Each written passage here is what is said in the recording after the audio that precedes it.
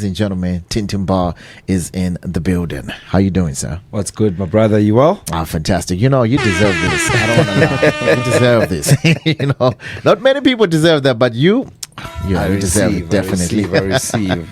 Shout out to you, man, and shout out to you for spending your time with us this morning here on the Bogart Morning Show. Yeah, man. Thanks for having me. It's my first time on Bogart Radio, and definitely not my last. Yeah, it is.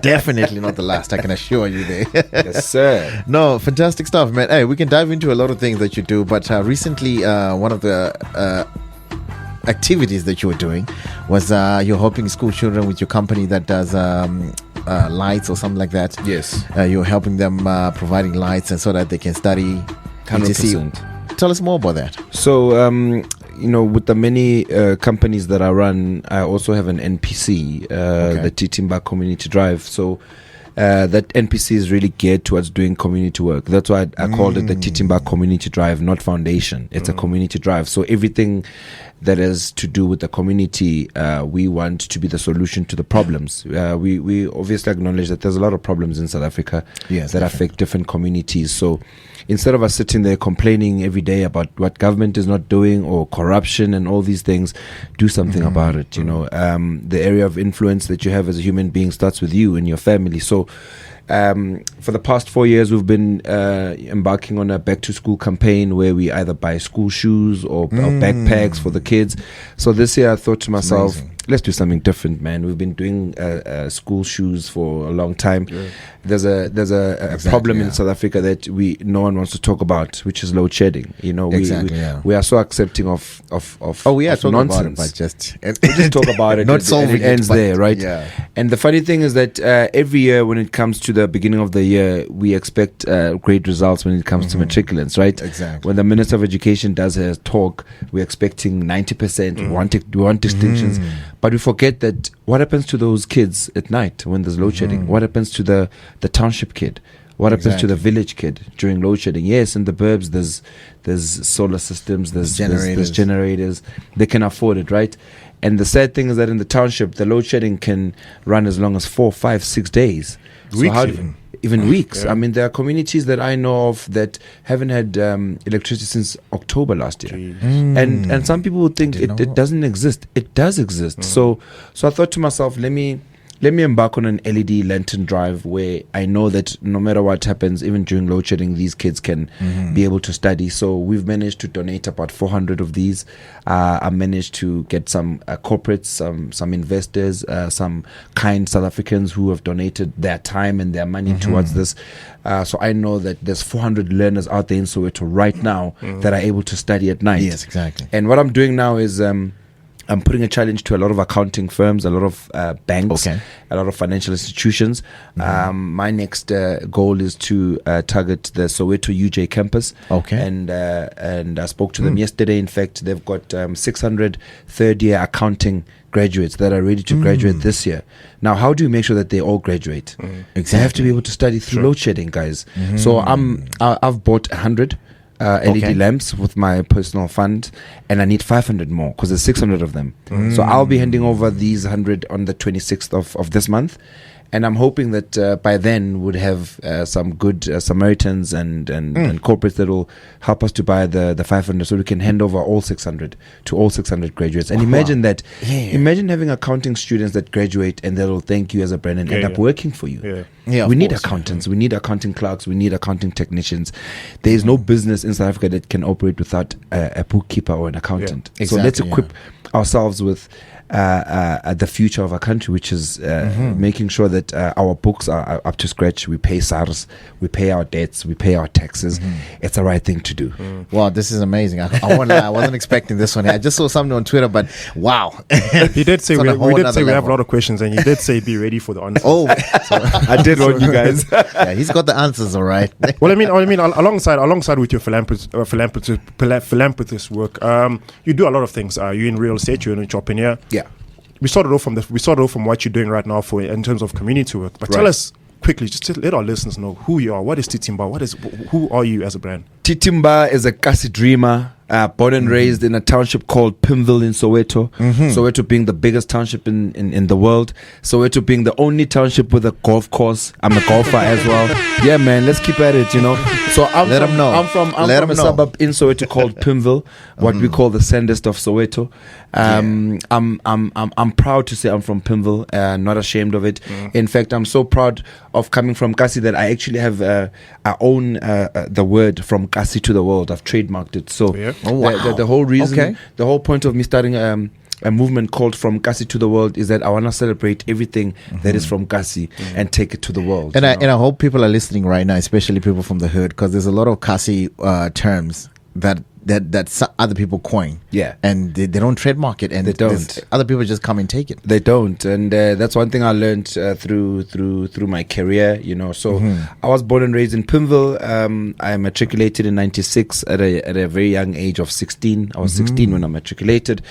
A lot of people don't know that I'm actually a qualified fashion designer. That's what I studied straight after school. Are you kidding me?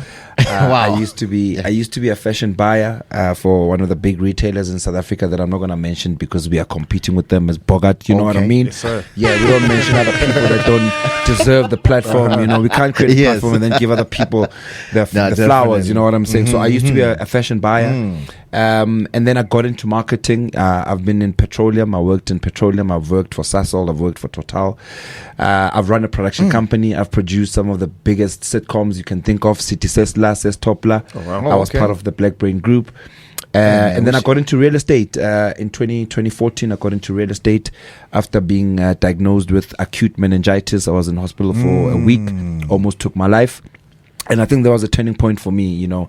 As a Kasi boy, I used to enjoy walking around the hood and just looking at big houses, corner houses. You know, there was this perception that if you stayed in a corner house in the hood, you were rich because you had big windows, big doors, double garage. We all thought that. So I think the real estate bug hit me at a very young age because I just found myself walking around the township, you know, having mental memories about these beautiful homes. And I told myself that one day, when I've made it, I'll stay in a corner house that's white. And right now I stay in a corner house that's white. Yes, sir. Big dreams. Yo, man, we should create an Avengers for this guy, man.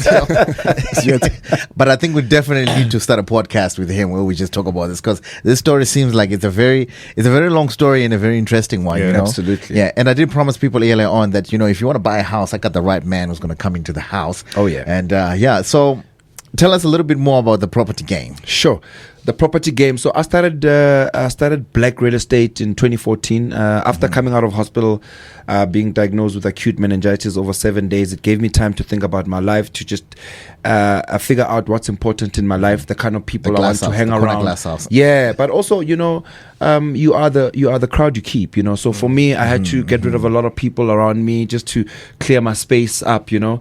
A clear mind always has clear decisions, you know. And for me, I believe that today's sacrifice is for tomorrow's gain. You know, a lot of people don't want to put in the hours, but they want the fruits of the labor that they didn't, you know, plow. So Mzansi Cribs and Black Real Estate were born in 2014. And the reason why I started two different brands is because Black Real Estate looks after the commercial, the industrial, the other business side. You know, when people buy warehouses, shopping malls, that's what we do. Okay. And then Mzansi Cribs looks after the residential side of things, where we can sell your homes, your apartments, holiday homes, and we've managed to entrench ourselves.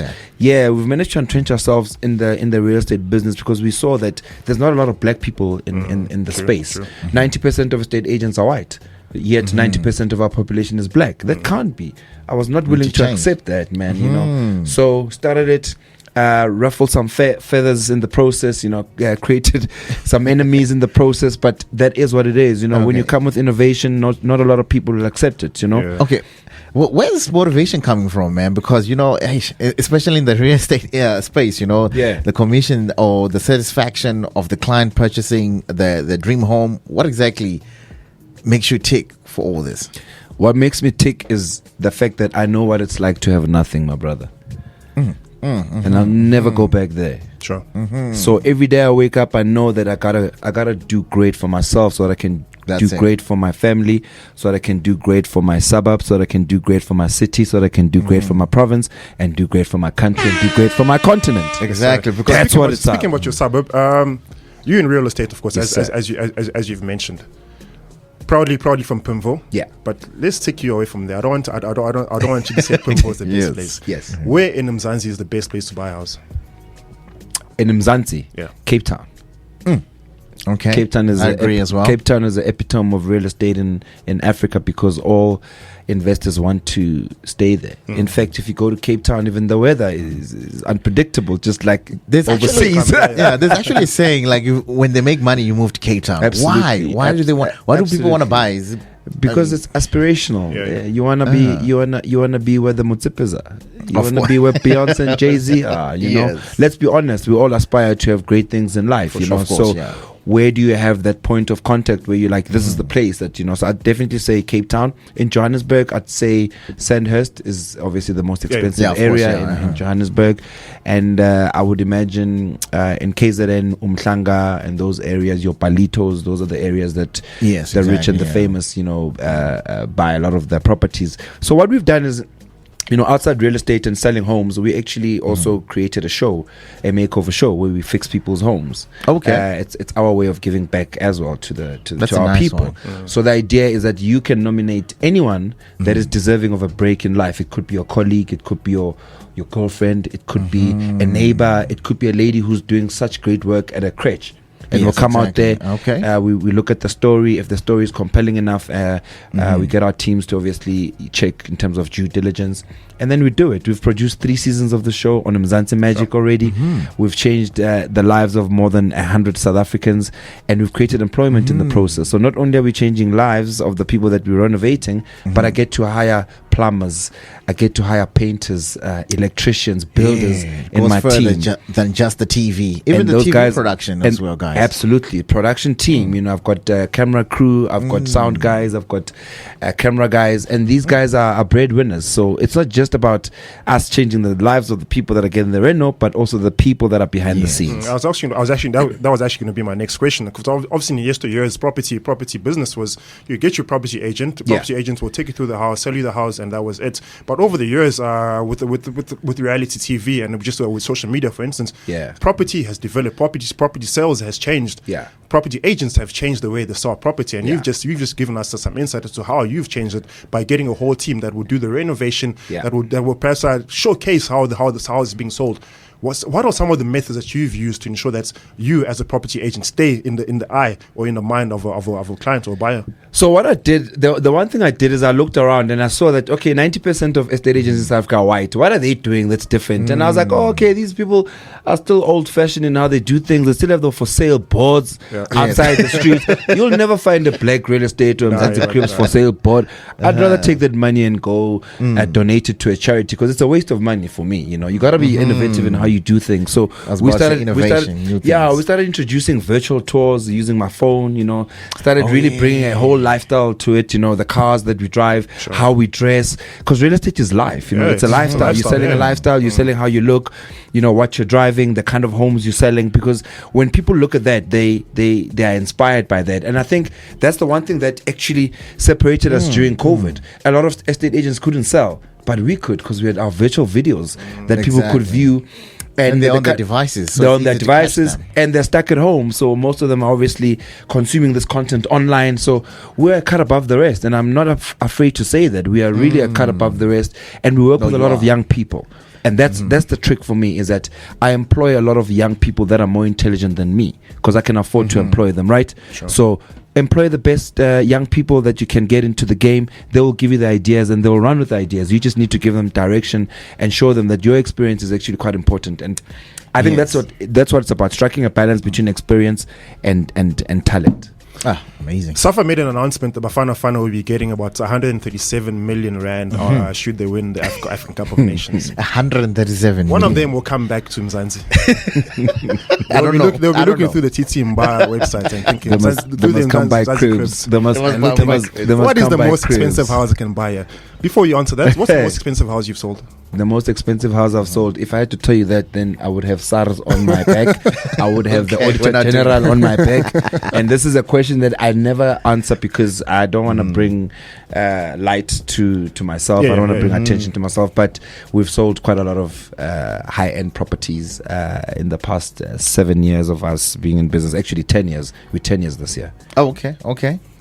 10 years. And so these guys, so what can they look forward to when they come back home with the 100, which we know they're gonna win? We're not even hoping. They better win. They better win. I'm actually flying out to Ivory Coast on Saturday to go watch the final. Okay. Irrespective whether the South Africa has made it or not. Obviously, I'm hoping that it's a South African Ivory Coast final. Yeah. That'll be dope. Imagine us beating them in the backyard, in their backyard. Sold out affair. Yeah, sold out affair. So I'm flying out on Saturday to go watch. But I'm hoping, like I said, that Bafana Bafana make it. When they come back, they must come sit with me so we can show them how they can buy some real estate. Remember, we're also in the insurance business, so we can insure their assets as well, insure their legs. You know what I'm saying? Amazing stuff. Your time's flying by past very fast. No, we're almost. Imagine time has gone by so quick. I thought I was here for the whole day. Hey man, we wish. That's why I said, look, we need a podcast. You didn't come back and we sit down as a podcast. Because you got a story to tell. I can tell from the lyrics that you just given us, man. And I think we need to dive in. And I think, besides that, your story will inspire more people. And I'm 100% sure, and we need to get more black excellence out there. I hope so, and I hope that your radio station can grow tenfold. You guys are touching lives of people that really need to hear it. There's power in radio, because radio allows you the opportunity to imagine beyond your wildest dreams, and that's what I'm about. I'm a Kasi dreamer. I always tell people your dreams are never too small or too big for anyone. You just need to wake up and realize them. We've also got a movement called Amataima, which is focused on men. Yes. We talk to men, we talk to fathers who are married, single, divorced and widowed, about challenges of being a father. There's a lot of pressure on the men, and men need to learn to talk more so that we can learn from each other about how to deal with life. Yeah, not many people are talking about that as well, and it's something that definitely needs to be looked at. And we need to be honest. We need to be honest about it as well. We need to be honest as men. We need to learn to call each other out for things that are going wrong in our families. And this thing of passing the buck and hoping and praying that God will save us is not going to happen. Because we need to take the stand as men. Why is it that the saying "men are trash" is still apparent? That means we're not doing anything about it as men to change the narrative for the boys. There's young boys that look up to us. The three of us sitting out here. There's a boy out there that looks up to us. So what are we doing to make sure that we don't disappoint that boy and he doesn't become a potential perpetrator of gender-based violence? Very true. Exactly. Parting question from my side: the likes of Cristiano Ronaldo, Mark Jacobs, Jay-Z, and Nelson Mandela have all lived a life of wealth, and that stands on a well-established legacy. What's your legacy status, and what story do you want to leave behind? My legacy status is very simple. I want to take everything that is from Kasi and expose it to the world. I want to show the world how great Kasi is. There's this misconception that if you're from the Kasi, you're the lowest of the low. I want to show them that Kasi can produce the best engineers, the best architects, the best creatives, the best of everything can come from Kasi, and we're going to expose it to the world. Danko! Hey, shout out to your brand, my brother. And above all else, God bless you for the work that you're doing. Just so you know, you're looking out for the upcoming people as well, straight from the Kasi, and everything that you're doing for the world, Absolutely. And everybody that you're doing for everybody. And I know a lot of people are looking up to you. You're a public figure, and God bless you for that. Thank you, and thank you for having me at Bogart Radio. Thank you. Ladies and gentlemen, Team Mbha with a story to tell. Amazing stuff happening right here on Bogart Man Radio. This is The Morning Show.